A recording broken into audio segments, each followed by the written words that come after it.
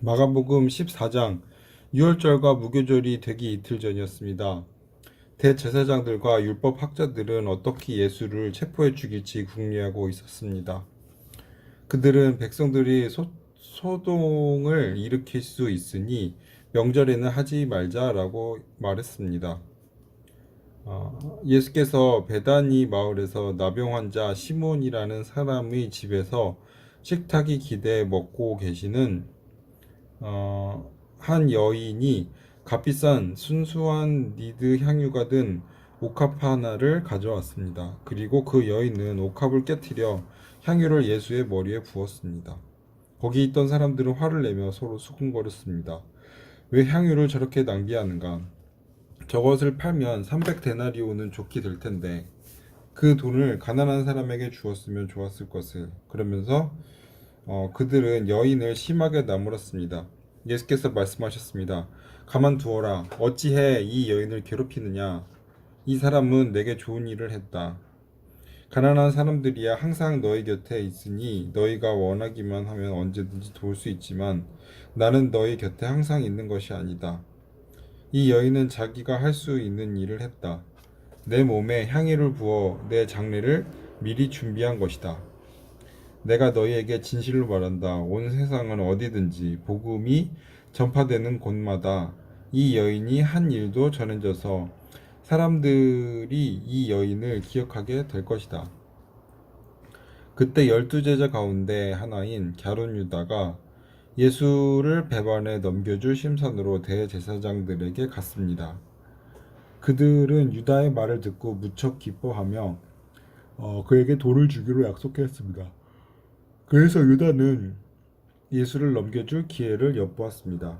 무교절 첫날 유월절 양을 잡는 날에 제자들이 예수께 물었습니다. 우리가 주를 위해 어디에 가서 유월절 음식을 준비하는 것이 좋겠습니까? 그러자 예수께서 제자 두 사람을 보내시며 말씀하셨습니다. 성 안으로 들어가면 물동이를 메고 가는 사람을 만날 것이다. 그를 따라가거라.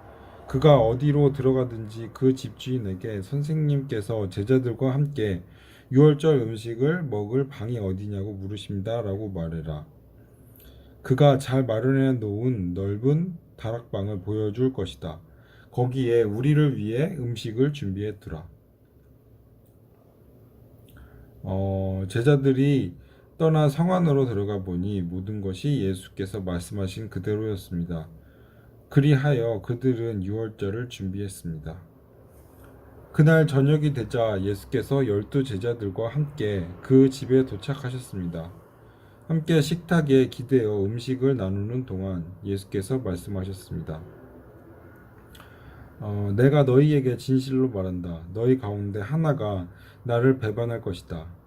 그가 지금 나와 함께 먹고 있다. 그들은 슬픔에 잠겨 한 사람씩 예수께 물었습니다. 설마 저는 아닌지요? 예수께서 대답하셨습니다. 12명 가운데 한 사람이다. 지금 나와 한 그릇에 빵을 찍어 먹는 사람이다. 인자는 자신에 대해 성경에 기록된 대로 가겠지만 인자를 배반하는 그 사람에게는 화가 있을 것이다. 그는 차라리 이 세상에 태어나지 않았다라면 좋았을 것이다. 그들이 음식을 먹고 있는데 예수께서 빵을 들고 감사 기도를 드리신 후 베어 제자들에게 나눠주며 말씀하셨습니다. 이것을 받으라. 이것은 내 몸이다. 그리고 나서 예수께서는 잔을 들고 감사 기도를 드리신 후 제자들에게 주셨습니다. 그러자 그들 모두 받아 마셨습니다. 예수께서 그들에게 말씀하셨습니다. 이것은 많은 사람들을 위해 흘리는 내 피, 곧 언약의 피다. 내가 너희에게 진실로 말한다. 내가 하나님 나라에서 새 포도주를 마시는 그날까지 포도나무에서 난 것을 다시는 마시지 않을 것이다. 그들은 찬송을 부른 뒤 올리브 산으로 향했습니다. 예수께서 그들에게 말씀하셨습니다. 너희는 모두 나를 버릴 것이다. 성경에 이렇게 기록되어 있다. 내가 목자를 치리니 양떼가 흩어질 것이다. 그러나 내가 살아난 후에 너희보다 앞서 갈릴리로 갈 것이다. 베드로가 장담하며 말했습니다. 모든 사람이 주를 저버린다 해도 저는 그렇게 하지 않을 것입니다. 예수께서 대답하셨습니다. 내게 진실로 말한다. 오늘 밤 닭이 2번 울기 전에 내가 나를 모른다고 3번 부인할 것이다. 그러나 베드로는 힘주어 말했습니다. 주와 함께 죽을지언정 결코 주를 모른다고 하지 않을 것입니다. 다른 모든 제자들도 같은 말을 했습니다. 그들은 겟세마네라는 곳으로 갔습니다. 예수께서 내가 기도하는 동안 여기 앉아 있으라 하시고 베드로와 야고보와 요한만 따로 데려가셨습니다. 그리고 매우 근심에 잠겨 괴로워하셨습니다.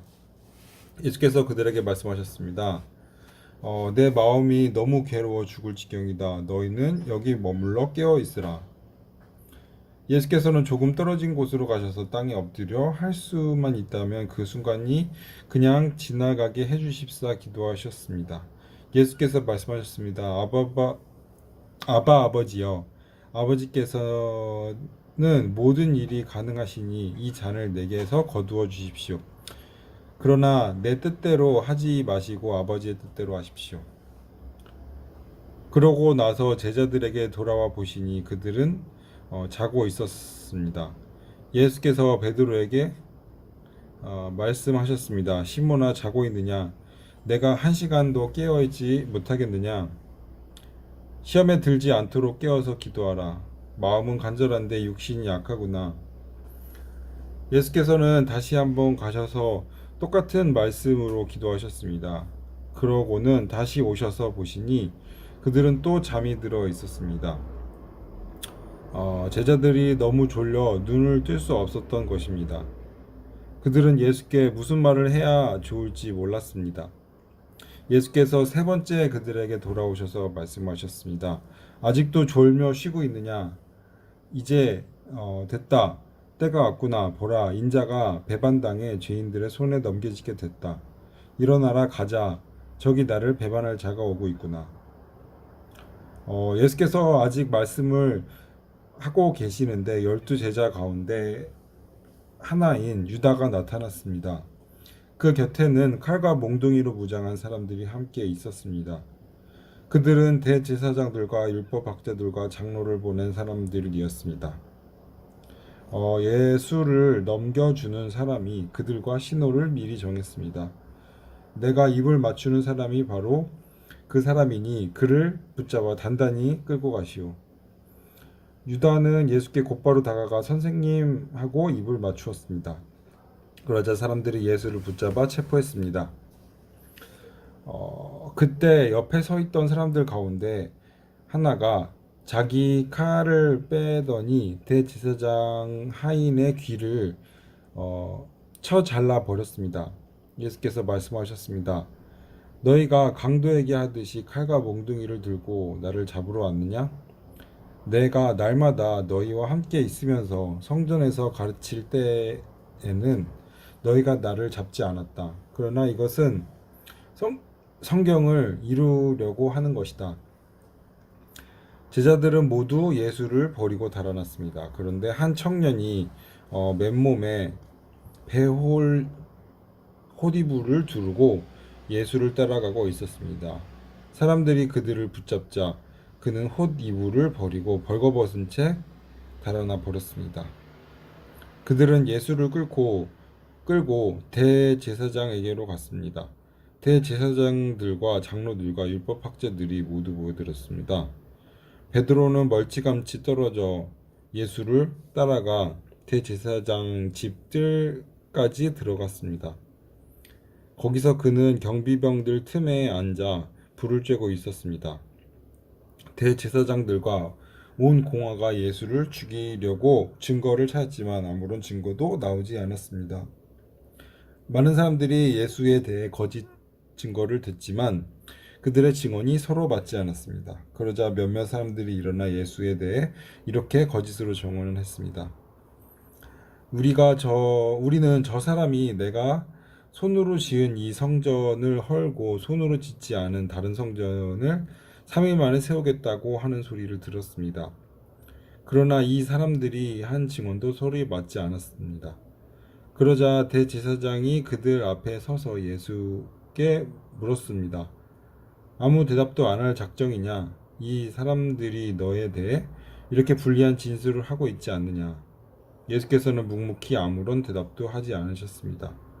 대제사장이 다시 물었습니다. 내가 찬송받으실 하나님의 아들 그리스도냐? 예수께서 대답하셨습니다.